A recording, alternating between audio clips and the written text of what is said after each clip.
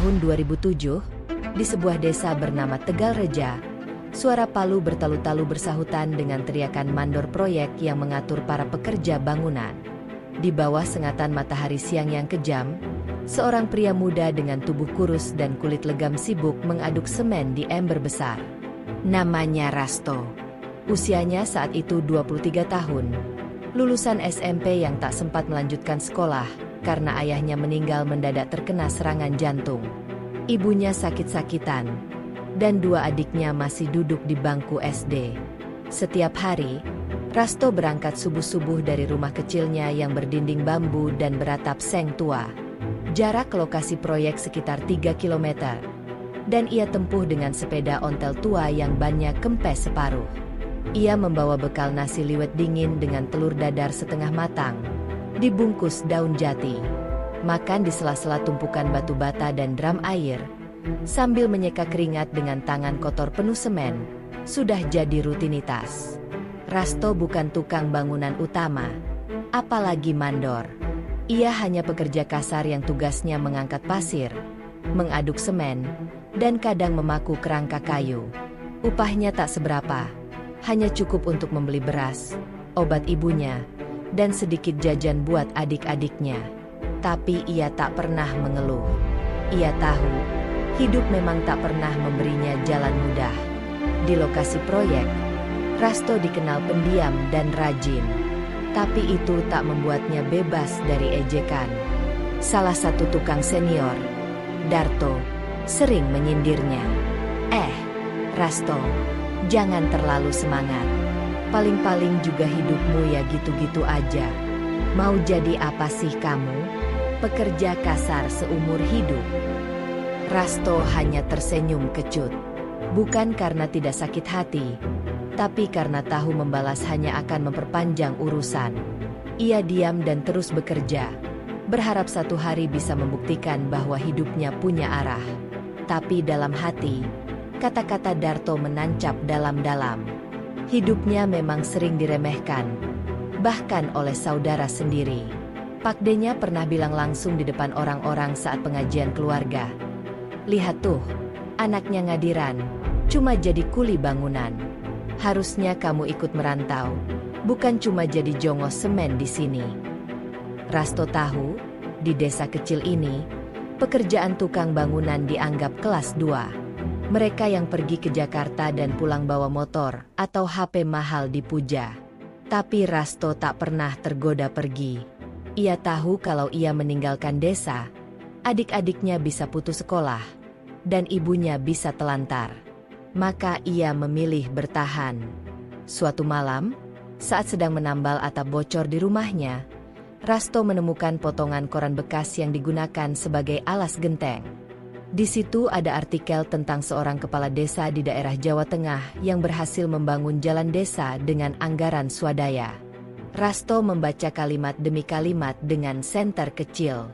Pembangunan itu harus berpihak pada rakyat kecil. Begitu kutipan kepala desa dalam artikel itu. Entah kenapa, kata-kata itu menempel di kepala Rasto. Malam itu, untuk pertama kalinya, ia mulai berpikir, apa bisa orang seperti aku ini, suatu saat, punya pengaruh buat kampung ini? Ia tidak langsung membayangkan jadi kepala desa. Jangankan jadi pemimpin, sekolah saja ia tidak lulus SMA. Tapi benih itu mulai tumbuh. Ia mulai memperhatikan bagaimana desa dikelola. Saat lewat balai desa dan melihat papan informasi anggaran, ia berhenti lebih lama. Ia mulai bertanya-tanya, kemana saja dana itu dipakai? Kenapa jalan di dekat rumahnya selalu rusak? Kenapa ibu-ibu harus antre air bersih berjam-jam di musim kemarau? Tahun-tahun berlalu, Rasto tetap bekerja sebagai tukang. Tapi ia mulai bergaul dengan lebih banyak orang. Ia ikut rapat RT, ikut kerja bakti, dan lama-lama ditunjuk sebagai koordinator pemuda.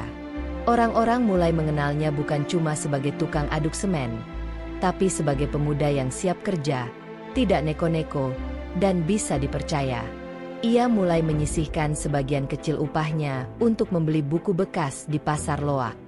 Buku tentang pertanian, manajemen desa, bahkan undang-undang pemerintahan desa. Orang-orang menganggapnya aneh. Tukang bangunan baca UU desa? Tapi Rasto tidak peduli. Ia tahu, pengetahuan itu akan berguna suatu hari nanti.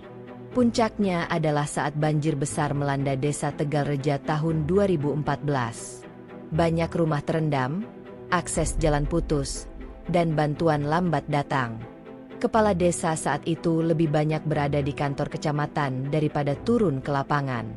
Rasto, tanpa disuruh siapapun, mengorganisir para pemuda untuk membuat tanggul darurat dari karung pasir, membuka dapur umum, dan mendirikan posko kesehatan dengan bantuan bidan desa. Aksinya menarik perhatian warga. Banyak yang mulai membicarakan Rasto.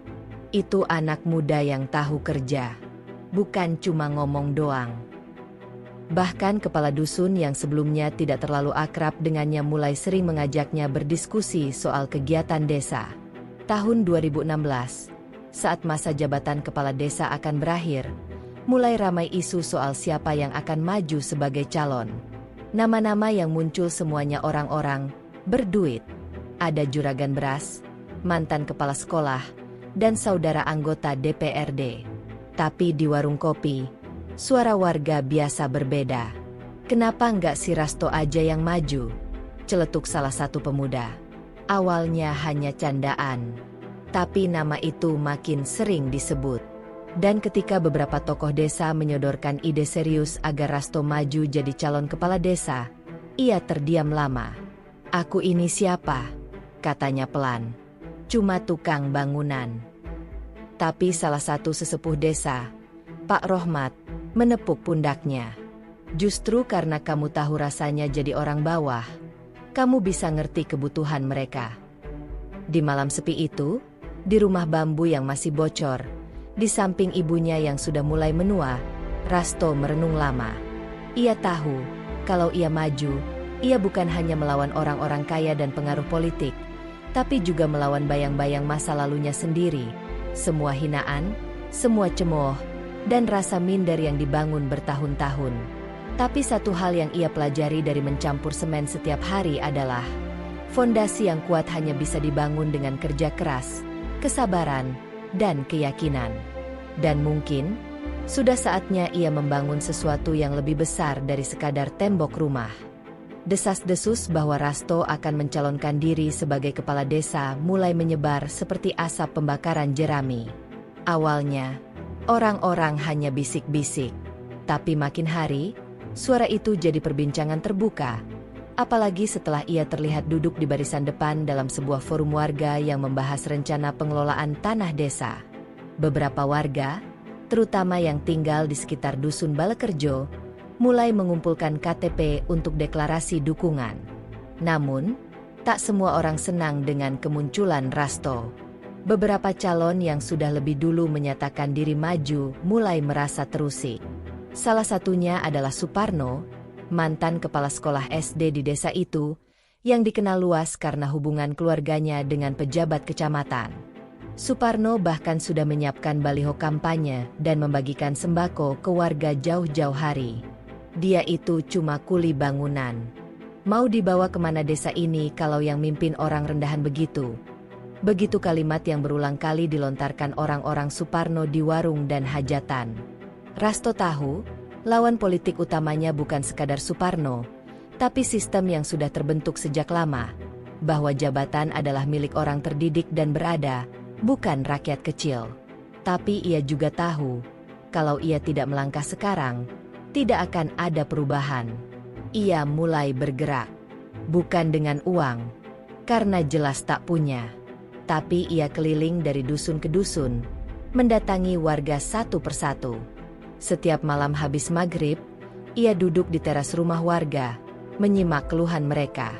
Mulai dari jalan rusak, pupuk subsidi yang tidak merata, sampai soal pengurusan surat-surat yang lama di balai desa. Ia mendengarkan dan mencatat. Kalau saya jadi kepala desa, saya tidak bisa janji jalan mulus semua dalam seminggu.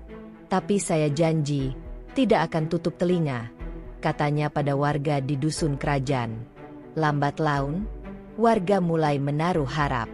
terutama para petani kecil, ibu-ibu yang tergabung di kelompok Dasawisma, dan pemuda desa yang selama ini tak pernah dilibatkan dalam kegiatan resmi.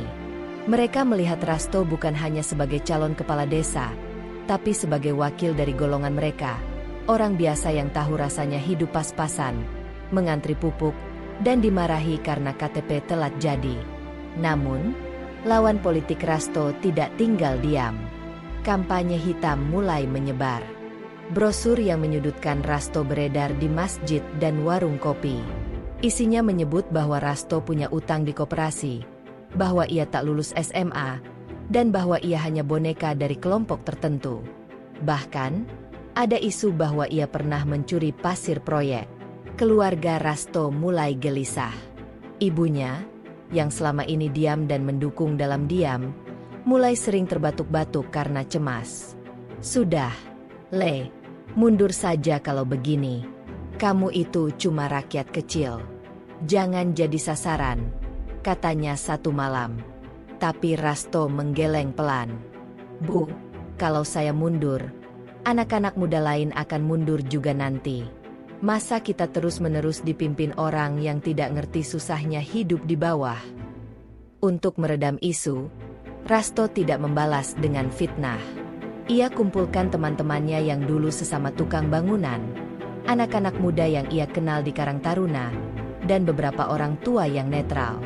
Ia bentuk tim kampanye kecil. Isinya orang-orang yang percaya bahwa kejujuran harus diperjuangkan, meski dengan cara sederhana. "Strategi kita bukan uang. Strategi kita adalah bukti. Kita tunjukkan siapa Rasto sebenarnya," kata Anton, salah satu teman Rasto yang pernah jadi kenek angkot. Mereka mulai membuat video pendek tentang keseharian Rasto. Tentang bagaimana ia memperbaiki jalan gang kecil secara swadaya, membantu pengurusan dokumen warga lanjut usia, dan merapikan makam umum tanpa diminta. Video itu diunggah ke Facebook dan grup WhatsApp warga. Responnya mengejutkan. Banyak warga yang sebelumnya tidak yakin, mulai membuka mata. "Wah, saya dulu kira Rasto itu tukang biasa. Tapi ternyata dia orangnya peduli ya," kata seorang ibu di pasar desa. Mendekati hari pencoblosan, tekanan makin kuat. Seorang perangkat desa mendatangi rumah Rasto malam-malam. "Kamu yakin mau lanjut? Lawanmu sudah siap main uang besar. Kalau kamu kalah, habis sudah nama baikmu," kata perangkat itu dengan nada setengah mengancam. Tapi Rasto tetap teguh. "Biar kalah. Yang penting saya pernah mencoba jujur." Malam sebelum hari pencoblosan, Rasto tidak tidur. Ia duduk di teras rumah, memandangi langit gelap. Hujan rintik turun, menambah dingin malam itu. Di sebelahnya, ibunya terbatuk-batuk pelan di kasur. Ia menyelimuti ibunya dan menghela napas panjang. "Besok aku maju bukan buat aku, Bu, tapi buat orang-orang kecil kayak kita. Supaya mereka juga bisa punya suara." Keesokan harinya, TPS di balai desa dipenuhi warga. Antrean panjang dari pagi sampai siang. Meski Suparno membagikan paket sembako, tak sedikit warga yang menolak halus dan tetap datang dengan niat memilih berdasarkan hati nurani.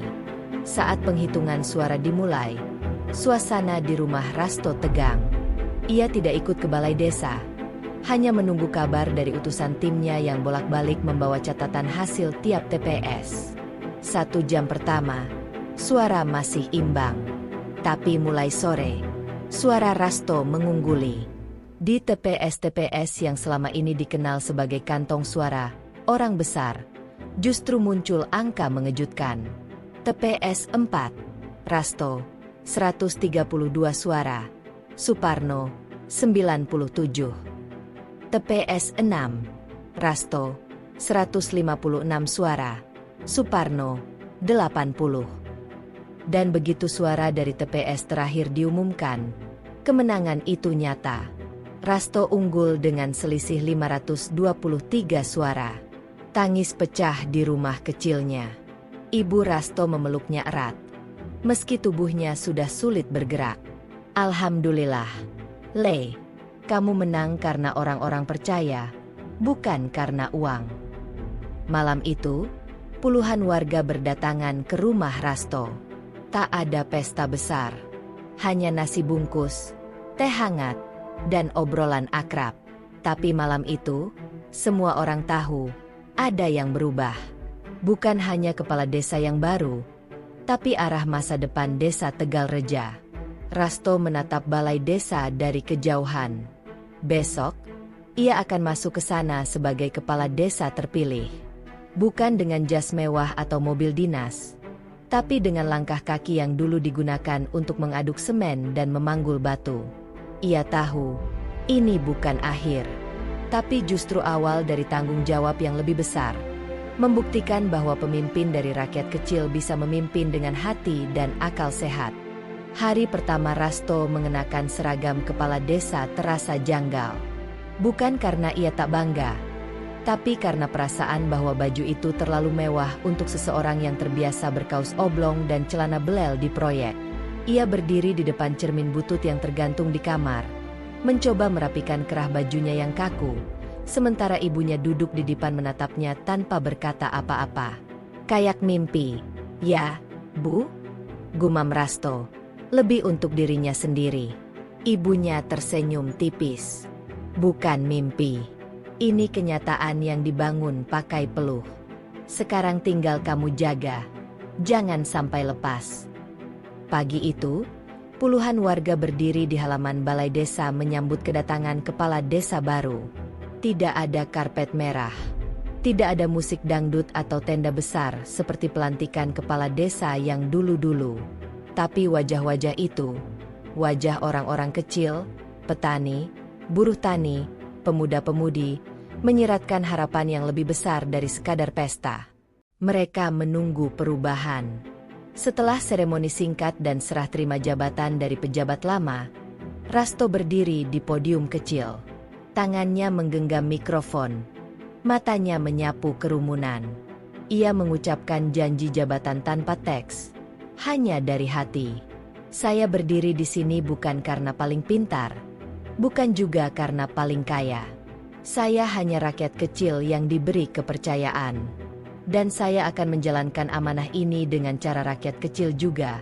Kerja keras dan jujur. Tepuk tangan menggema. Tapi tidak semua bertepuk. Di antara kerumunan, beberapa wajah dingin dari perangkat desa yang sudah lama menjabat hanya menatap datar. Mereka tahu, jabatan Rasto bisa mengancam kenyamanan lama. Masalah pertama datang tak sampai seminggu setelah pelantikan. Salah satu perangkat desa, Pak Sarman, yang menjabat sebagai kepala urusan pembangunan, terlambat menyetor laporan anggaran. Rasto menegurnya dengan sopan, meminta laporan itu diserahkan sesuai tenggat. Tapi bukannya merespons positif. Pak Sarman malah tersinggung. Dulu saya ngajar kamu waktu masih SD. Sekarang kamu suruh-suruh saya kayak anak buah. Katanya dengan nada tinggi. Rasto menahan diri. Saya tahu Bapak lebih senior. Saya juga hormat. Tapi ini soal tanggung jawab. Laporan ini dibutuhkan warga. Konflik kecil itu menyebar ke ruang-ruang kantor. Beberapa pegawai mulai menunjukkan sikap enggan. Surat menyurat jadi lambat. Rapat desa tak lagi dihadiri penuh. Bahkan petugas keamanan desa tak menyapa seperti biasanya. Rasto paham, ini bukan soal laporan. Ini soal budaya lama yang mulai terganggu. Namun ia tidak melawan dengan cara keras. Ia tahu, jika dilawan frontal, justru akan menimbulkan konflik horizontal.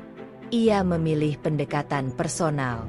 Tiap sore, ia datangi satu persatu pegawai yang terlihat menjauh. Ia ajak ngobrol, tak bicara jabatan, hanya tanya kabar, keluarga, dan kebutuhan mereka. Sedikit demi sedikit, suasana mencair. Masalah lain muncul dari luar kantor desa. Warga yang semula mendukung, kini mulai menyodorkan harapan tinggi, terkadang terlalu tinggi. Ada yang datang meminta diprioritaskan dalam program bantuan, ada yang minta pengangkatan jadi staf. Bahkan ada yang secara terang-terangan meminta Rasto membantu pengurusan sertifikat tanah ilegal. Mas, kita ini dulu paling depan dukung sampai nyari suara. Masak sekarang diminta bantuan kecil aja. Ditolak? Kata seorang warga saat diminta menunjukkan bukti kepemilikan tanah. Rasto menjawab tegas, kalau saya bantu yang melanggar hukum, saya sama saja seperti yang dulu kalian lawan. Komentar itu menyebar. Ada yang setuju, ada yang mulai kecewa. Beberapa warga mulai berpikir ulang. Di media sosial, muncul sindiran. Kepala desa baru, katanya dari rakyat kecil, kok sekarang pelit bantuan? Kritikan semacam itu membuat suasana batin Rasto makin berat. Ia sadar, menjadi pemimpin tidak hanya soal bekerja, tapi juga soal menjaga persepsi. Dan yang paling menyakitkan, persepsi itu tidak selalu adil. Namun satu hal yang ia pelajari dari dunia bangunan adalah, tak ada bangunan kuat yang dibangun cepat. Ia tetap fokus. Mulai dari program kecil. Ia bentuk tim pemuda desa untuk mengelola kebersihan dan keamanan. Ia ajak warga kerja bakti setiap Jumat pagi. Ia perbaiki jalan gang pakai dana swadaya sambil menunggu alokasi APBDes turun. Program paling berani yang ia usulkan adalah layanan pagi, di mana perangkat desa wajib hadir di balai mulai pukul 6.30 untuk melayani warga yang harus bekerja pagi. Program ini disambut sinis. Siapa juga yang mau ke kantor desa sepagi itu? Sindir salah satu staf. Namun 2 minggu kemudian, antrean warga mengurus surat malah membludak sejak pagi. Ternyata banyak petani, buruh, dan ibu rumah tangga yang memang butuh layanan cepat agar tak mengganggu aktivitas harian. Dari situ, program lain muncul. Klinik hukum gratis setiap Sabtu. Kotak saran tanpa nama. Hingga kelas pelatihan UMKM yang digelar malam hari. Perubahan mulai terasa. Meski lambat, tapi tetap, tak semua bisa menerima. Termasuk Suparno, lawan politik yang kalah. Ia mulai mengumpulkan simpatisan untuk menggoyang posisi Rasto melalui isu-isu miring. Salah satunya, menuding bahwa dana renovasi jembatan desa dikorupsi karena progres lambat. Rasto tak langsung bereaksi. Ia mengajak warga menyaksikan langsung proses pembangunan. Ia undang lembaga audit independen dari kecamatan. Hasilnya, proyek sesuai prosedur, dan justru pemborong lama yang biasa, main angka, tak lagi dipakai. Puncaknya, datang seorang pejabat dari kabupaten. Ia sengaja turun karena mendengar kabar soal desa Tegalreja yang mulai berubah. Saat bertemu Rasto, ia hanya bilang, "Saya tidak percaya perubahan datang dari orang yang pernah bawa sekop. Tapi sekarang, saya tidak yakin lagi dengan penilaian saya sendiri."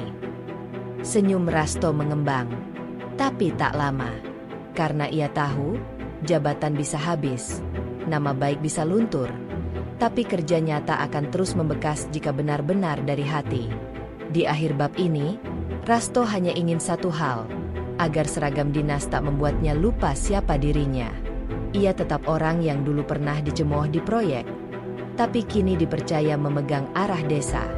Dan yang paling penting, ia belum berubah, dan tak akan berubah, karena desa ini terlalu berharga untuk dijadikan panggung pencitraan. Setelah 3 bulan menjabat sebagai kepala desa, Rasto mulai menyadari satu hal yang tak bisa ia abaikan. Desa ini terlalu lama dijalankan hanya oleh segelintir orang. Selama bertahun-tahun, rapat desa hanya formalitas. Undangan musyawarah hanya sampai di tangan orang-orang itu saja. Ketua RT, kepala dusun, perangkat, dan beberapa tokoh tua yang selalu duduk di kursi depan. Warga biasa hanya jadi penonton atau bahkan tak tahu apa-apa soal keputusan penting. Rasto ingin mengubah itu. Ia memulai dengan langkah kecil, memperluas undangan rapat desa hingga mencakup ketua kelompok tani, pengurus Karang Taruna, ibu-ibu PKK, bahkan pengelola warung dan peternak kecil. Ia tahu, ini akan menimbulkan gesekan. Tapi bagi Rasto, keputusan tentang desa harus melibatkan yang benar-benar merasakan hidup di desa, Bukan hanya mereka yang selama ini duduk nyaman di kursi rapat. Sore itu, balai desa terlihat lebih ramai dari biasanya. Beberapa warga bahkan membawa anak-anak mereka karena tak sempat menitipkan. Rasto mempersilakan semua duduk, tanpa sekat atau kursi khusus. Tidak ada meja panjang di depan, hanya tikar dan lingkaran duduk. Ketika rapat dimulai, wajah-wajah baru terlihat canggung. Beberapa perangkat desa yang biasa duduk paling depan kini harus berdesakan dengan petani atau tukang ojek. Ada yang protes halus, tapi Rasto menenangkan. Kita semua punya hak suara. Yang duduk di sini bukan pejabat, tapi warga. Topik pertama, pemanfaatan dana desa untuk tahun anggaran baru. Biasanya, anggaran itu langsung dibagi menurut template lama, jalan lingkungan, posyandu, pembangunan gapura, dan seterusnya. Tapi kali ini, Rasto membagikan kertas kosong kepada semua peserta rapat. Saya ingin dengar langsung. Apa yang paling dibutuhkan masyarakat? Tulis di sini. Nanti kita bahas satu persatu. Awalnya, semua terdiam. Tapi perlahan satu persatu mulai menulis. Ada yang menulis, penambahan jaringan air bersih, pelatihan usaha rumahan, alat pertanian kolektif, sampai lampu jalan di gang sempit. Beberapa usulan dianggap remeh oleh sebagian perangkat lama. Ah, cuma minta lampu jalan, itu bisa belakangan, celetuk Pak Sarman seperti biasa. Rasto tak memotong, hanya mencatat. Setelah semua terkumpul, ia mulai membahas satu persatu. Ia menunjukkan dengan cara yang tidak menggurui, bagaimana mengelola prioritas sesuai kebutuhan warga, bukan gengsi proyek. Ia bahkan mempersilakan siapapun yang ingin mengkritik atau membantahnya, dengan catatan harus disertai solusi. Diskusi berlangsung lama, kadang panas, kadang penuh tawa, tapi tak pernah lagi hanya satu arah. Di akhir rapat, disepakati 4 prioritas utama tahun itu: perbaikan sistem air bersih, pelatihan keterampilan ibu rumah tangga, bantuan pupuk untuk petani kecil, dan beasiswa bagi anak putus sekolah. Tak ada yang mewah, tak ada proyek foto-foto, tapi efeknya nyata. 2 minggu kemudian, pelatihan pertama digelar di balai desa. Pelatihan membuat sabun cair dan deterjen. Ibu-ibu datang, bukan hanya dari dusun utama, tapi dari dusun-dusun yang sebelumnya jarang tersentuh program. Beberapa datang membawa bayi. Rasto sendiri ikut membantu membagikan alat pelatihan. Ia tidak berdiri sebagai tamu kehormatan. Ia duduk bersama, mencatat, bahkan mencuci botol plastik bekas untuk digunakan. Sementara itu, anak-anak yang dulu putus sekolah mulai didata ulang. Rasto menggandeng lembaga pendidikan nonformal untuk mengadakan kelas paket B dan C di malam hari. Ia tahu, tak semua anak cocok dengan sekolah reguler. Tapi semua anak berhak belajar. Perubahan-perubahan ini mulai menggoyang tatanan lama. Orang-orang yang dulu merasa memiliki akses eksklusif pada anggaran mulai kehilangan pijakan. Bahkan sempat beredar desas-desus bahwa Rasto terlalu banyak mendengar warga biasa sehingga rawan dibodohi rakyat. Tapi tudingan itu tak menggoyahkannya. Suatu malam, Pak Sarman kembali menghadap dengan wajah masam. Mas Rasto, maaf, saya bicara terus terang. Ini musyawarah terlalu ramai.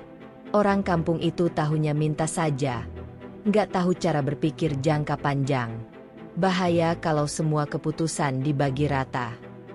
Rasto menatapnya sebentar, lalu menjawab, justru karena mereka hanya tahu minta, kita ajari berpikir. Kalau kita tutup pintu, mereka tetap tak tahu. Tapi kalau dibuka, mereka mungkin belajar, dan kita bisa tumbuh bareng. Tak ada balasan. Tapi sejak itu, Pak Sarman mulai datang lebih awal ke rapat. Diam-diam, ia juga mulai menyalin usulan warga dalam buku catatannya sendiri. Program demi program dijalankan dengan transparan. Rasto bahkan menempel pengumuman keuangan desa di papan depan balai, lengkap dengan bukti pengeluaran dan foto-foto kegiatan. Hal ini membuat warga bisa mengawasi langsung, dan tak lagi hanya mendengar dari mulut ke mulut. Puncaknya terjadi ketika Dinas Pemberdayaan Masyarakat datang untuk verifikasi program inovatif desa. Mereka tak menyangka, desa yang dulu tertinggal kini memiliki sistem pelibatan warga yang lebih aktif dari rata-rata desa lain. Mereka mencatat metode musyawarah terbuka sebagai contoh praktik terbaik untuk pelibatan masyarakat desa. Tapi bagi Rasto, pencapaian itu bukan trofi. Ia hanya senang melihat warga mulai percaya bahwa suara mereka berharga. Ia melihat ibu-ibu PKK yang dulu malu bicara, kini berani mengusulkan program. Ia melihat petani yang dulu diam, kini aktif bertanya soal harga pupuk. Ia melihat anak-anak muda yang biasanya hanya nongkrong, kini ikut mendata rumah warga tidak layak huni. Bagi Rasto, inilah desa yang ia bayangkan sejak awal. Bukan desa yang megah dengan tugu besar, tapi desa yang hidup karena semua orang merasa memiliki. Dan semua itu dimulai dari hal paling sederhana, membuka ruang bicara. Karena Rasto tahu, dulu ia tak dianggap karena status sosialnya. Kini, ia hanya ingin memastikan tak ada lagi orang desa yang merasa tak layak bicara. Karena sejatinya, perubahan itu bukan soal siapa yang duduk di kursi tertinggi, tapi soal siapa yang berani memulai. Musim hujan datang lebih awal tahun itu. Hampir setiap sore langit menumpahkan air begitu derasnya sampai jalan utama desa seperti kubangan. Beberapa motor milik warga terperosok, dan ada anak sekolah yang jatuh terpeleset ketika melintasi genangan lumpur setinggi mata kaki. Sebenarnya, soal jalan rusak bukan isu baru. Jalur sepanjang 2 km yang menghubungkan dusun utama ke jalan provinsi sudah seperti tambal sulam yang gagal. Aspalnya hancur. Sebagian besar tinggal tanah liat. Setiap kali hujan turun, kondisi jalan berubah jadi licin dan nyaris tidak bisa dilalui. Tapi entah kenapa, masalah itu selalu lolos dari prioritas program pemerintah daerah selama bertahun-tahun. Ketika Rasto duduk di ruang kerjanya, laporan soal jalan itu datang hampir setiap hari. Dari warga, dari sekolah, dari posyandu, bahkan dari ojek pangkalan. Tapi membenahi jalan rusak bukan urusan kecil. Anggaran desa jelas tak cukup, dan menunggu bantuan dari kabupaten tak bisa dijadikan harapan. Pengajuan demi pengajuan sebelumnya tak pernah ditanggapi. Rasto memutuskan untuk melakukan pendekatan yang berbeda. Ia tidak ingin hanya mengeluh atau menunggu. Ia mulai dengan memanggil perangkat desa dan mengusulkan ide gotong royong. Tetapi bukan sekadar kerja bakti biasa. Ia ingin ada skema kerja yang sistematis, bisa menggerakkan banyak orang, dan hasilnya benar-benar terasa. Diadakanlah rapat terbuka. Rasto menyampaikan gagasannya bahwa desa akan memulai perbaikan darurat jalan utama secara swadaya. Ia menjelaskan bahwa dana desa hanya cukup untuk membeli sebagian bahan, sementara sisanya harus diperoleh dari hasil urunan warga dan sumbangan pihak ketiga. Ia menyadari itu berat, tapi ia juga tahu, kalau hanya menunggu, jalan itu akan rusak lebih parah dan membuat roda ekonomi desa makin stagnan. Kalau kita nunggu bantuan dari atas terus, kapan desanya maju? Kadang kita harus dorong dulu dari bawah, ucap Rasto di depan warga. Respon awalnya campur aduk. Ada yang mendukung antusias, tapi tak sedikit yang pesimis. Nggak realistis, Pak, kata seorang pemuda. Itu butuh dump truck, alat berat, tukang, belum lagi material. Uang dari mana semua? Rasto tak menjawab dengan janji. Ia hanya menunjuk tumpukan sak semen bekas yang baru saja dibeli dari hasil lelang barang sitaan di kecamatan. Kita mulai dengan yang kita punya. Sisanya, kita cari sambil jalan. Pekerjaan pun dimulai seminggu kemudian. Jalan yang rusak dibagi menjadi beberapa titik prioritas. Setiap RT bertanggung jawab terhadap segmen tertentu. Warga turun langsung. Ada yang mengangkut batu, menata saluran air, hingga meratakan tanah. Beberapa pemuda yang memiliki kenalan pemilik truk tanah akhirnya berhasil meminjamkannya tanpa biaya, asal bahan bakar ditanggung desa. Seorang warga bahkan rela meminjamkan molen kecil miliknya yang biasa digunakan untuk proyek pribadi. Di tengah kerja keras itu, muncul juga suara-suara nyinyir. Ada yang bilang, ini pekerjaan sia-sia. Belum sebulan pasti rusak lagi. Tapi Rasto tetap maju. Ia juga aktif melaporkan setiap progres lewat media sosial desa, lengkap dengan foto dan dokumentasi. Postingan itu kemudian viral di lingkup kabupaten. Beberapa jurnalis lokal datang meliput, dan nama desa Sumberjati mulai disebut-sebut karena semangat gotong royongnya. Tak disangka, dari situlah bantuan mulai datang. Beberapa toko bangunan di kota tetangga menyumbangkan semen, paku beton, dan peralatan kerja. Sebuah perusahaan BUMDes milik desa sebelah menawarkan kerjasama peminjaman alat berat untuk meratakan sebagian ruas jalan.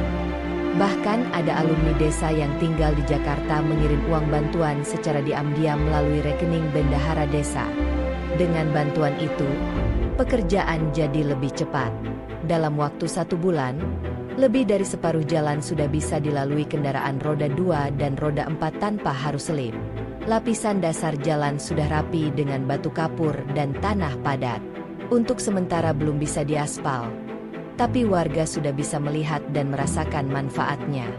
Yang membuat Rasto terharu bukan hanya hasil fisik dari perbaikan jalan itu, tapi perubahan sikap warga. Anak-anak muda yang awalnya apatis mulai terlibat aktif.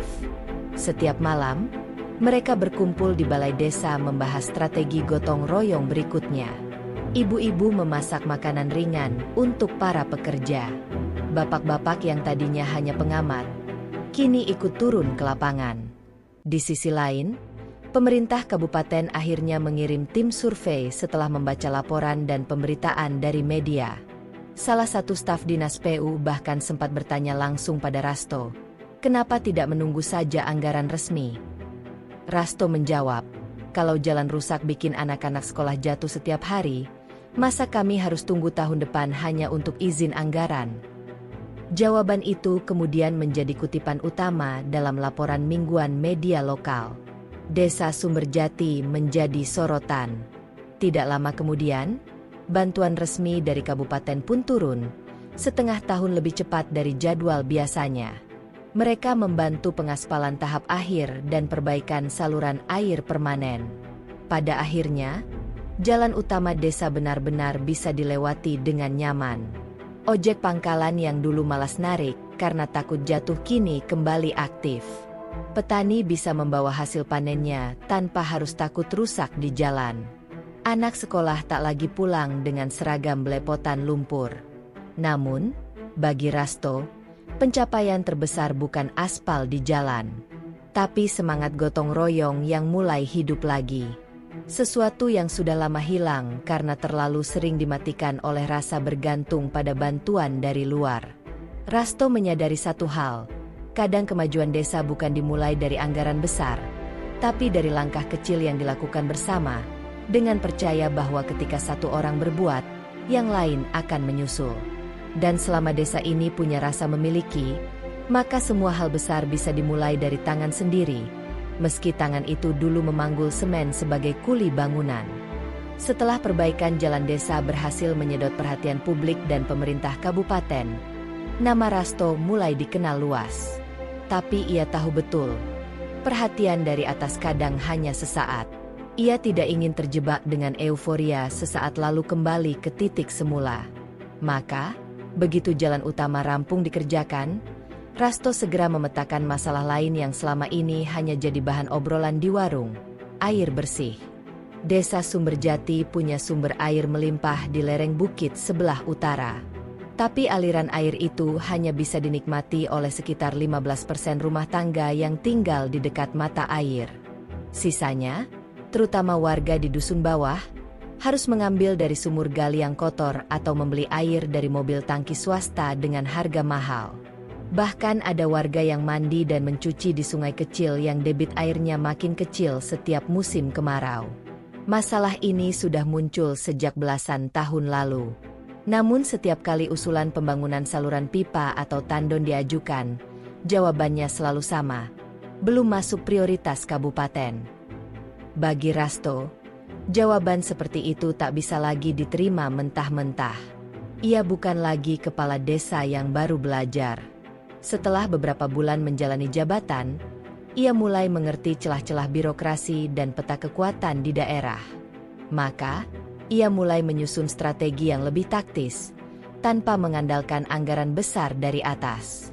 Langkah pertamanya adalah membentuk tim mandiri air bersih, TMAP, yang diisi oleh para pemuda desa, tukang bangunan, dan 2 orang pensiunan teknisi PDAM yang ternyata tinggal di dusun sebelah. Mereka mulai dengan mendata titik mata air, jalur potensial pemasangan pipa, serta rumah-rumah yang paling membutuhkan. Di rapat desa, Rasto memaparkan rencana pembangunan jalur pipa sepanjang 3,2 km dari sumber mata air ke dusun bawah. Tapi bukan hanya itu.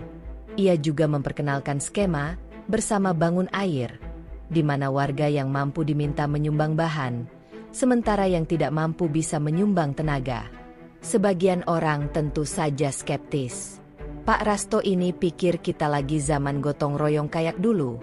Tanya seorang tokoh masyarakat yang sudah sepuh. Tapi Rasto hanya menjawab tenang. Justru karena zaman gotong royong sudah hilang, kita butuh mulai lagi dari nol. Ia membuka pendaftaran sukarelawan, dan dalam waktu seminggu, lebih dari 60 orang mendaftar. Para tukang bersedia bekerja dengan upah minimal, hanya diganti makan dan rokok. Ibu-ibu menyiapkan logistik dapur umum. Mahasiswa rantau asal desa tersebut ikut membantu membuat proposal sponsorship ke lembaga sosial dan komunitas CSR. Pekerjaan dimulai dengan jalur darurat. Pipa-pipa bekas proyek lama dibersihkan dan disambung ulang. Jalur dari sumber mata air sampai titik tengah desa dikerjakan manual, dengan cangkul dan sabit. Beberapa medan terjal membuat kerja semakin berat, tapi semangat warga terasa seperti dulu, saat mereka bersama-sama bangun masjid atau memperbaiki rumah warga yang terbakar. Dalam waktu sebulan, aliran air bersih akhirnya bisa mencapai dusun bawah. Meski belum seluruh rumah kebagian, minimal 2 tandon besar telah dibangun dan bisa dimanfaatkan bersama. Beberapa warga menangis saat untuk pertama kalinya bisa mandi dengan air jernih, tanpa harus menunggu hujan atau membeli galonan. Yang mengejutkan, keberhasilan itu ternyata dilirik oleh salah satu lembaga sosial nasional. Mereka mengirim tim verifikasi dan tak lama kemudian menyetujui bantuan hibah untuk pengembangan sistem air bersih permanen. Dengan tambahan dana itu, Rasto membangun jalur pipa lebih luas dan menambah 4 titik kran umum. Namun semua keberhasilan itu tidak datang tanpa masalah. Di tengah proses pembangunan, ada suara-suara dari oknum perangkat lama yang mulai risih dengan gaya kerja Rasto. Mereka merasa tersingkir karena terbiasa bekerja dengan sistem bagi-bagi proyek. Salah satunya bahkan menyebarkan isu bahwa Rasto menggunakan proyek air bersih itu sebagai alat kampanye dini untuk maju ke jabatan yang lebih tinggi. Jangan-jangan Pak Kades ini mau nyalon bupati. Lihat aja, semua difoto, di video, disebar kemana-mana, kata salah satu orang yang diam-diam menyebarkan selebaran fitnah. Rasto tak langsung menanggapi, tapi ia tahu, fitnah yang dibiarkan bisa tumbuh menjadi batu sandungan serius. Maka, di forum desa berikutnya, ia bicara terbuka di hadapan semua warga. Saya tahu ada yang bilang saya ini cari pencitraan. Silakan. Tapi kalau demi pencitraan anak-anak kita bisa minum air bersih, saya ikhlas difitnah. Kalau demi pencitraan warga bisa lewat jalan tanpa terperosok, saya akan terus lanjut, ucapnya tegas. Warga memberikan tepuk tangan spontan. Seorang ibu berdiri dan berkata, Pak Rasto ini bukan cuma kepala desa. Beliau itu pemimpin yang kerja, bukan cuma janji. Sejak saat itu, dukungan warga makin kuat. Rasto tak hanya dikenal karena proyeknya, tapi karena keberanian dan keterbukaannya. Ia rutin mengunggah laporan keuangan proyek swadaya desa di papan pengumuman dan grup WhatsApp RT. Tidak ada lagi anggaran gelap. Semua bisa diaudit. Bahkan tim mahasiswa KKN dari Universitas Negeri di kota mengusulkan Desa Sumberjati menjadi model transparansi anggaran desa. Malam-malam Rasto masih seperti biasa, duduk di beranda rumah dinas, mengenakan sandal jepit, menyesap kopi hitam yang dibuat istrinya. Ia menatap lampu jalan baru yang dibangun dari sisa dana swadaya warga. Dulu saya cuma buruh angkut semen, gumamnya. Tapi sekarang, saya ikut mengangkat harga diri desa saya sendiri. 6 bulan menjabat, Rasto merasa sedikit lega. Jalan desa sudah layak dilalui kendaraan. Air bersih mengalir di sebagian besar dusun, dan komunikasi dengan warga mulai terbuka. Tapi ia tahu betul, pekerjaan seorang kepala desa tidak pernah selesai. Apalagi di desa sebesar Sumberjati yang terdiri dari 5 dusun dan lebih dari 1.300 jiwa dengan beragam kepentingan dan karakter. Minggu itu, masalah baru datang dari arah yang tak disangka. Dana desa tahap kedua tertunda pencairannya. Kabar itu awalnya hanya bisik-bisik di kalangan para kepala desa di kecamatan. Tapi setelah surat resmi dari kabupaten keluar, isinya jelas. Penundaan dana disebabkan proses verifikasi laporan keuangan yang lebih ketat di tingkat kabupaten. Beberapa desa lain sudah panik. Proyek-proyek infrastruktur mereka terhenti mendadak. Gaji honorer juga ikut tertunda. Rasto segera mengumpulkan perangkat desanya. Di ruang rapat kecil, ia menjelaskan situasi apa adanya. Bapak-bapak dan ibu-ibu, dana desa tahap kedua belum bisa cair dalam waktu dekat. Tapi kita masih punya program pembangunan posyandu dan bantuan benih untuk petani yang sudah disusun. Saya tidak ingin kita berhenti. Saya juga tidak ingin janji ke warga berubah jadi angin kosong, katanya. Beberapa perangkat terlihat cemas. Pak Warto, bendahara desa, langsung angkat bicara. Pak Kades, dana kas kita tinggal 175.000. Kalau bantuan nggak cair, gimana mau beli material dan bayar tukang? Rasto mengangguk. Saya tahu. Makanya kita harus cari cara lain. Yang saya butuh sekarang adalah kejujuran dan kerjasama. Keputusan pertama yang ia ambil adalah menunda proyek fisik yang butuh dana besar. Fokus utama dialihkan ke kegiatan pemberdayaan yang bisa dilakukan dengan swadaya, seperti pelatihan pertanian organik, penyuluhan gizi balita, dan program literasi untuk anak-anak. Rasto juga berinisiatif membuat surat edaran terbuka kepada warga desa, menjelaskan alasan kenapa beberapa kegiatan terpaksa diundur. Langkah itu mengejutkan. Selama ini, kepala desa sebelumnya hampir tak pernah memberi penjelasan detail soal dana desa, apalagi membuat pengumuman terbuka. Warga mulai respek karena merasa dilibatkan. Namun di sisi lain, situasi ini jadi bahan serangan politik. Kelompok lawan yang dulunya menolak pencalonan Rasto mulai aktif menyebarkan isu bahwa kepemimpinannya tidak mampu membawa kemajuan karena dana tak cair. Di warung kopi, suara-suara miring mulai terdengar lagi. Percuma punya kepala desa yang dulu cuma tukang bangunan.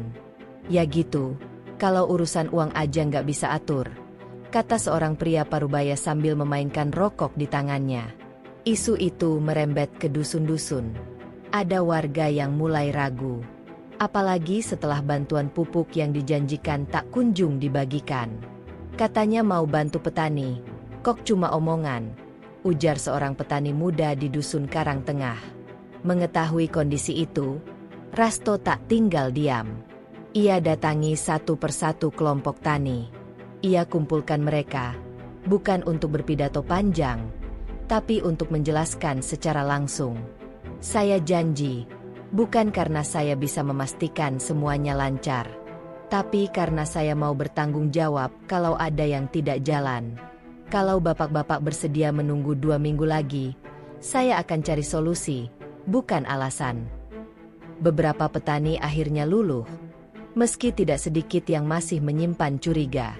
Tapi kejujuran Rasto lagi-lagi menjadi tamengnya. Sementara itu, di waktu yang hampir bersamaan, Rasto menerima kabar mengejutkan. Kakaknya, Pak Sugeng, yang dulu sempat membuangnya dari rumah karena menikahi wanita dari keluarga miskin, datang menemuinya di balai desa. Pak Sugeng sekarang menjabat sebagai Kepala Unit Koperasi Pertanian tingkat kecamatan. Ia datang bukan hanya untuk silaturahmi, tapi juga membawa usulan kerja sama koperasi dengan desa. Mas, saya tahu kita pernah punya luka. Tapi sekarang saya ingin tawarkan kerja sama penyediaan benih dan pupuk dengan sistem bagi hasil, bukan cash upfront. Bisa bantu desa, bisa bantu koperasi juga. Ujarnya hati-hati. Rasto diam lama. Ia tahu kakaknya bukan orang jahat. Dulu mereka hanya dipisahkan oleh prinsip dan tekanan keluarga. Tapi tawaran ini datang di saat yang tepat. Baik, saya terima tawarannya. Tapi tolong jangan ada markup harga. Kita butuh bantu petani, bukan makin membebani mereka, jawab Rasto. Kerja sama itu pun berjalan. Dalam seminggu, koperasi mulai menyalurkan benih dan pupuk ke petani Sumberjati dengan sistem pembayaran setelah panen. Meski tidak bisa menjangkau semua petani, paling tidak program ini menghindari stagnasi total di sektor pertanian desa. Rasto kembali berkeliling desa, mengawasi sendiri distribusi bantuan dan mengecek langsung ke lapangan. Saat melihat sawah mulai dipenuhi tunas padi, ia merasa sedikit lega. Tapi ia juga tahu, musim tanam bukan hanya soal bibit, tapi juga soal cuaca, pupuk, dan ketekunan. Di tengah semuanya, ada satu malam ketika Rasto pulang lebih larut dari biasanya. Di rumah, istrinya sedang menyetrika seragam anak sulung mereka yang duduk di kelas 2 SMP. Di meja, ada sepiring tempe goreng dan nasi jagung. Rasto duduk, membuka buku catatan desa yang selalu ia bawa. Ia mencatat pengeluaran harian desa, rencana pertemuan dengan dinas kabupaten, dan beberapa keluhan warga. Istrinya memandang Rasto lekat-lekat. Kamu ini, nggak capek? Sudah dituduh macam-macam, dibilang gagal, masih semangat aja. Rasto hanya tersenyum. Kalau dulu saya kuat ngangkat sak semen 50 kilo, masa sekarang gak kuat ngangkat tanggung jawab buat desa ini?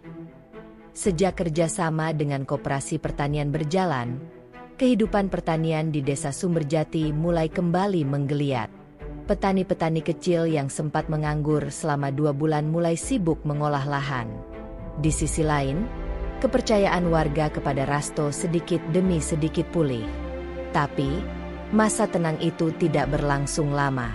Tepat 2 minggu setelah pendistribusian benih tahap kedua, Rasto mendapat undangan dari Badan Permusyawaratan Desa, BPD. Isinya cukup mengejutkan. Rapat tertutup untuk membahas kepemimpinan kepala desa yang dinilai tidak lagi sesuai harapan sebagian masyarakat. Rapat itu berlangsung malam hari di balai desa. Rasto datang hanya dengan membawa catatan kerja 6 bulan terakhir. Di dalam ruang pertemuan, sudah berkumpul 7 anggota BPD, beberapa tokoh masyarakat, serta 2 mantan perangkat desa dari periode sebelumnya, yang sejak awal memang tidak pernah bersahabat dengannya. Ketua BPD, Pak Lurahman, membuka pembicaraan dengan suara datar. Pak Rasto, sebelum saya lanjut, kami ingin tahu bagaimana pertanggungjawaban Pak Kades atas mandeknya pembangunan Balai Pertemuan Dusun dan molornya program bantuan UMKM. Rasto langsung menjawab tenang. Semua keterlambatan itu akibat tertundanya dana desa dari pusat. Tapi kami sudah berinisiatif menjalankan program swadaya, dan saya siap mempertanggungjawabkannya dengan data. Semua pencatatan lengkap. Beberapa anggota BPD terlihat tidak puas.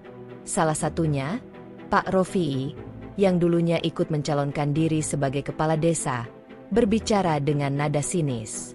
Masalahnya bukan hanya dana desa, Pak Kades. Ini soal kepemimpinan.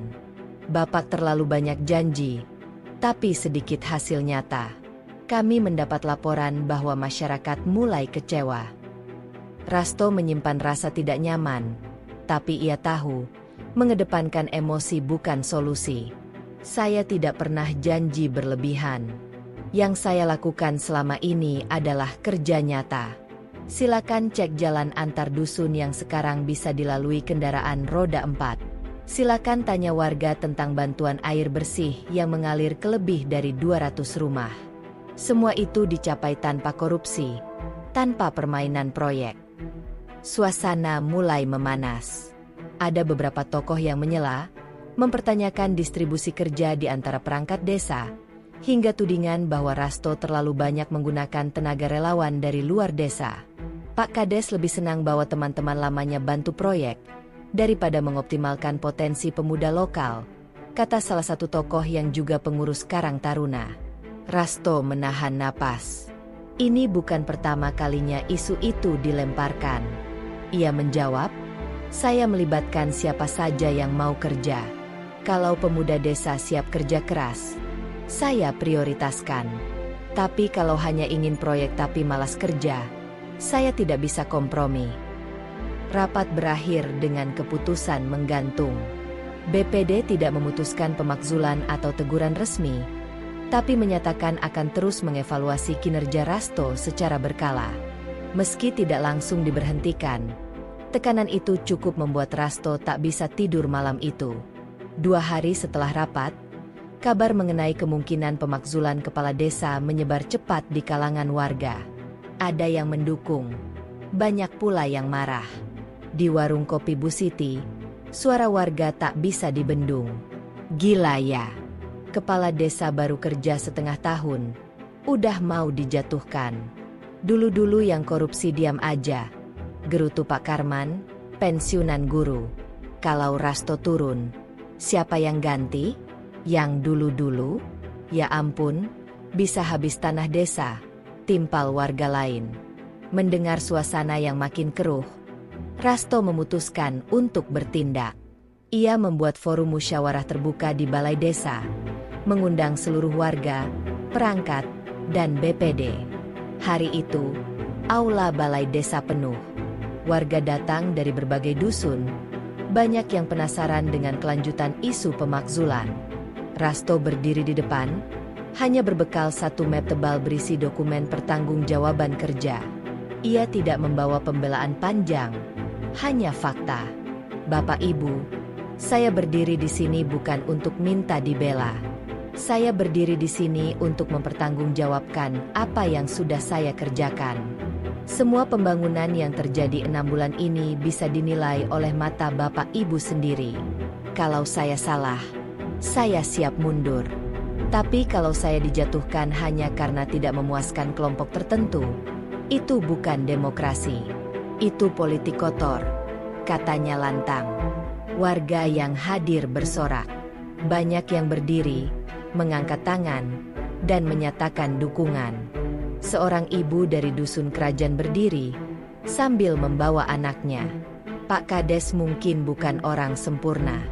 Tapi baru Pak Kades ini yang datang ke rumah saya tanya kebutuhan balita. Baru kali ini saya lihat posyandu beneran jalan.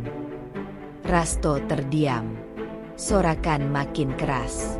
Ketua BPD yang hadir pun mulai gelisah. Mereka tidak menyangka musyawarah ini akan berbalik jadi pembelaan massal terhadap Rasto. Pada akhirnya, BPD tidak punya pilihan selain menutup rapat tanpa keputusan lanjutan soal pemakzulan. Namun Rasto tahu, masalah ini belum selesai. Ia paham, ketika seseorang mencoba membawa perubahan, pasti ada pihak yang merasa terganggu. Dan terkadang, pihak yang terganggu itu punya kekuasaan lebih besar dari niat baik. Tapi Rasto juga sadar, satu-satunya cara bertahan adalah dengan bekerja lebih keras, lebih bersih, dan lebih terbuka. Malam harinya, ia berbicara dengan istrinya, Sri. Mas, kamu yakin masih mau terusin ini semua? Kamu bisa saja mundur, kerja di proyek lagi, gaji lebih jelas. Rasto menggeleng. Dulu aku kerja ngaduk semen buat bangun rumah orang lain. Sekarang aku kerja untuk bangun kampungku sendiri. Aku nggak akan nyerah cuma karena dihina atau dijegal. Sri memegang tangan suaminya. Kali ini, tak ada kata lagi. Hanya diam yang panjang. Tapi diam itu bukan lelah. Diam itu adalah bentuk paling dalam dari dukungan. Dan malam itu, Rasto kembali membuka map kerjanya. Ia tahu, perjuangan belum selesai. Tapi ia juga tahu, ia tidak sendiri lagi. Musim kemarau mulai datang lebih awal tahun itu. Rumput di sekitar desa Sumberjati mengering lebih cepat dari biasanya. Sungai kecil yang biasa digunakan untuk irigasi mulai menyusut debitnya. Warga mulai resah, terutama para petani yang menanam padi di ladang tada hujan. Meski program pertanian Rasto sudah berjalan, tantangan baru datang dari alam yang tak bisa ditebak. Pagi itu, Rasto didatangi Pak Subari, ketua kelompok tani Dusun Barat. Wajahnya serius, baju lengan panjangnya penuh bercak lumpur kering. Pak Kades, irigasi di Blok C kering. Kalau nggak segera dikasih solusi, 2 minggu lagi gagal panen. Warga bisa ngamuk. Rasto langsung bangkit dari mejanya. Ayo, Pak, kita ke lokasi sekarang juga. Sampai di Blok C, pemandangan yang dilihatnya membuat napasnya tercekat. Padi-padi mulai menguning, bukan karena siap panen, tapi karena mengering. Saluran irigasi tanah yang mengandalkan aliran dari sungai kecil sudah retak-retak. Di kejauhan, terlihat beberapa warga berdiri memandangi sawahnya seperti pasrah. Ada sumur bor bantuan dari pemerintah kabupaten dulu, tapi rusak. Nggak ada yang pernah perbaiki, jelas Pak Subari. Rasto mengangguk. Dalam hati, ia sadar, ini bukan waktu menyalahkan siapa-siapa. Ia memanggil 2 stafnya dan menyuruh mereka cari tahu di mana letak pompa dan apakah masih bisa diperbaiki. Ia juga mencatat kebutuhan alat dan langsung minta teknisi kepercayaannya dari kecamatan datang hari itu juga.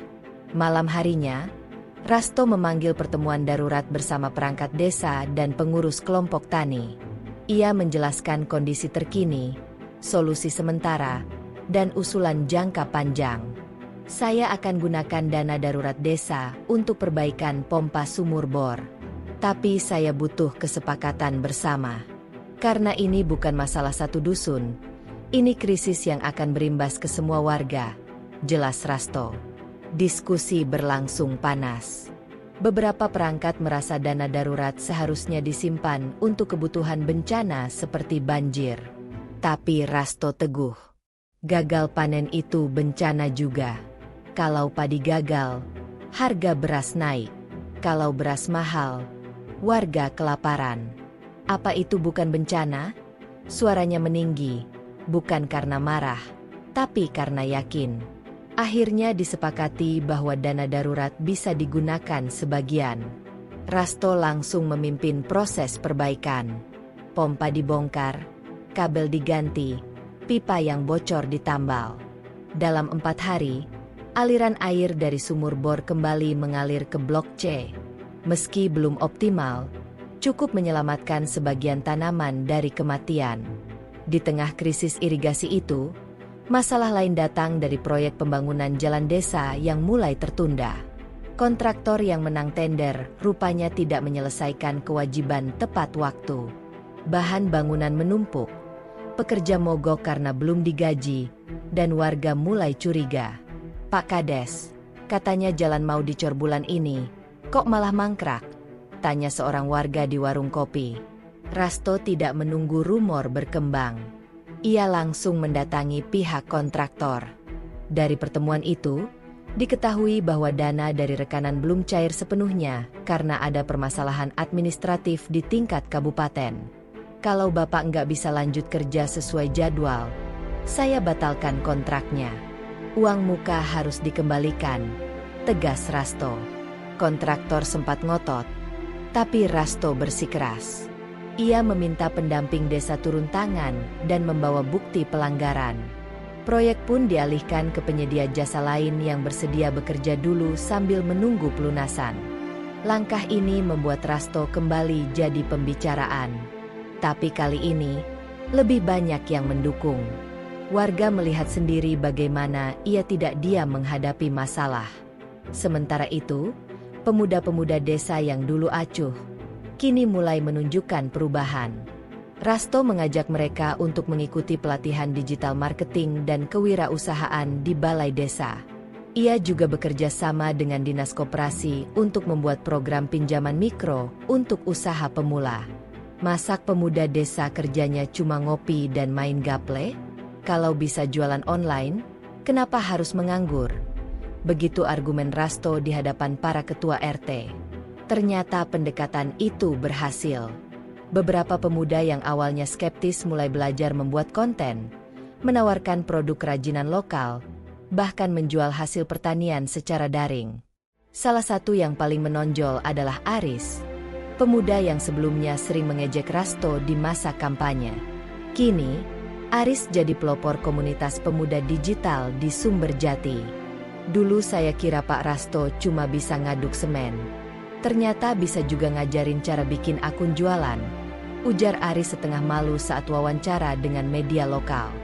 Beberapa bulan setelah krisis irigasi dan proyek jalan selesai, Rasto kembali menggelar musyawarah desa.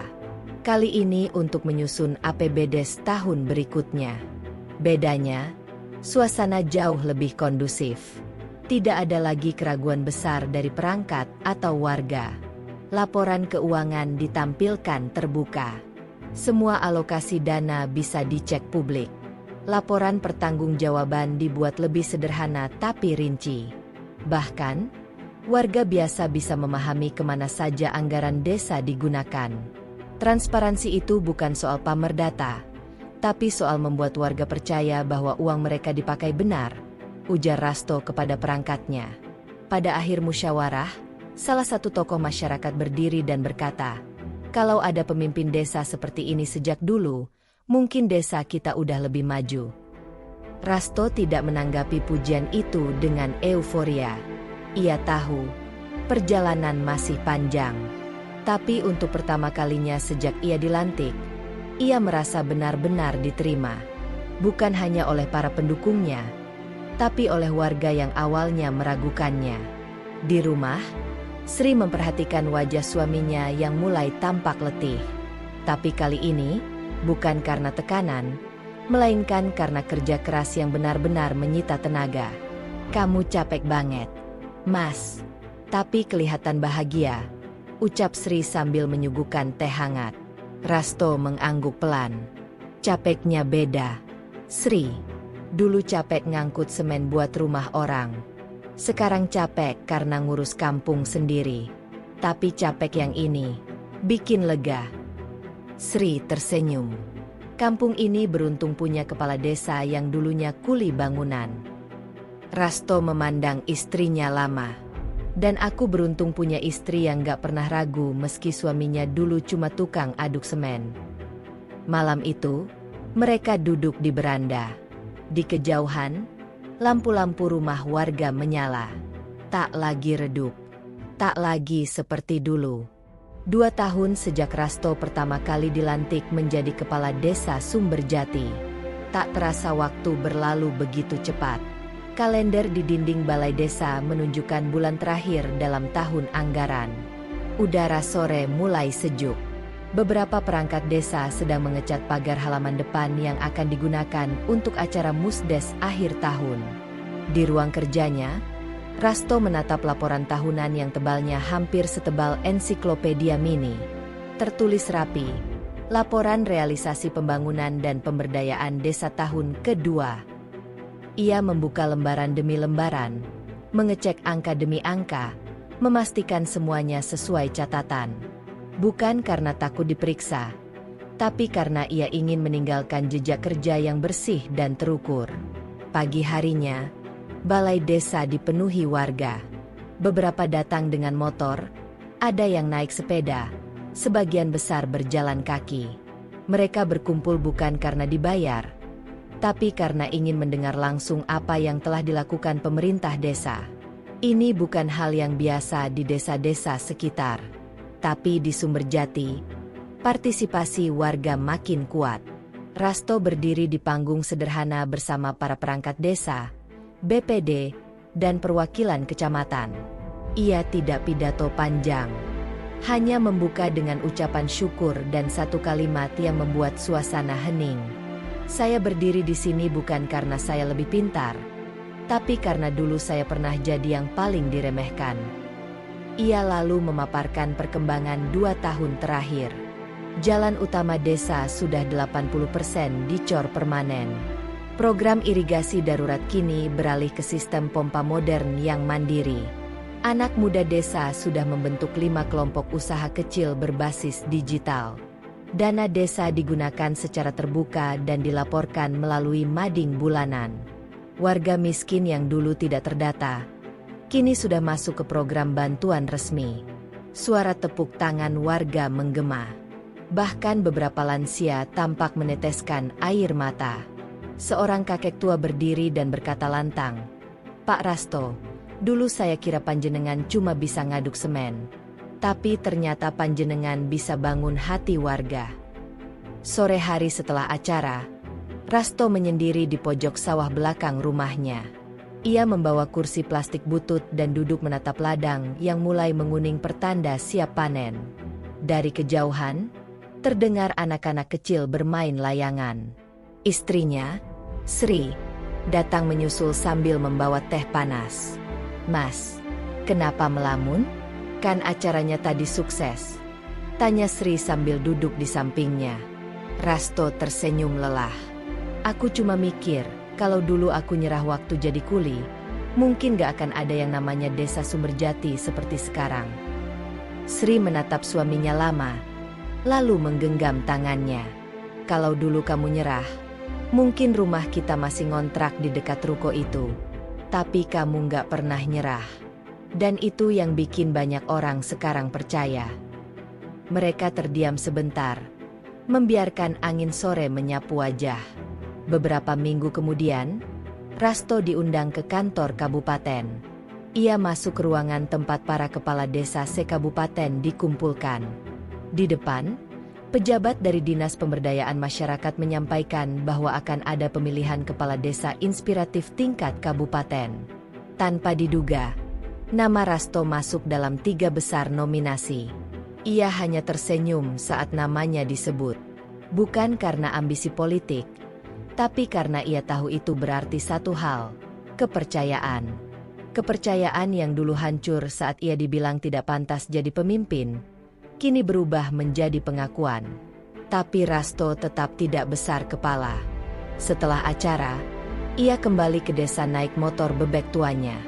Sepanjang jalan, ia melewati jalan cor hasil pembangunan yang ia perjuangkan. Di sisi jalan, terlihat petani sedang panen, dan anak-anak muda desa sedang membuat konten untuk jualan online.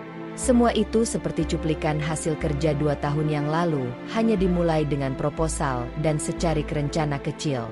Satu hal yang selalu Rasto ingat adalah ucapan almarhum bapaknya dulu, yang ia tulis ulang di buku catatannya. "Orang yang kerja pakai tangan bisa makan, tapi orang yang kerja pakai hati bisa ngubah nasib." Kalimat itu jadi kompas hidup Rasto selama ini. Ia bukan pemimpin sempurna. Masih banyak kekurangan. Tapi ia percaya bahwa setiap pemimpin harus punya niat yang jujur, bukan sekadar jabatan. Di akhir tahun masa jabatannya nanti, Rasto sudah menyiapkan satu hal, regenerasi. Ia tidak ingin jabatan itu jadi milik pribadi. Ia ingin ada kader dari anak muda desa yang bisa melanjutkan program-program yang ia rintis. Ia ingin desa tidak bergantung pada satu orang, tapi tumbuh dari sistem dan kesadaran bersama. Suatu malam, saat hujan deras mengguyur, Rasto keluar rumah sebentar hanya untuk memastikan selokan yang ia rancang dengan program padat karya tak tersumbat. Ia menyusuri pinggiran jalan desa dengan senter di tangan, seperti dulu waktu ia masih jadi mandor proyek bangunan. Di ujung jalan, ada seorang anak muda sedang berteduh. Anak itu mengenalnya. "Pak Rasto, masih keliling juga malam-malam begini?" Rasto tersenyum. Kalau kepala desanya tidur, nanti airnya masuk ke rumah warga. Anak muda itu mengangguk. "Dulu saya kira panjenengan cuma bisa pegang skop. Ternyata bisa jadi pemimpin juga." Rasto tertawa kecil. Sekop sama pulpen fungsinya sama. Nak, asal dipakai buat ngebangun, bukan buat nyakiti. Anak muda itu lalu pamit dan pergi. Rasto kembali berjalan ke rumah. Di tangannya masih menggenggam senter, dan di dadanya masih menyala satu hal yang sejak dulu tak pernah padam. Tekad.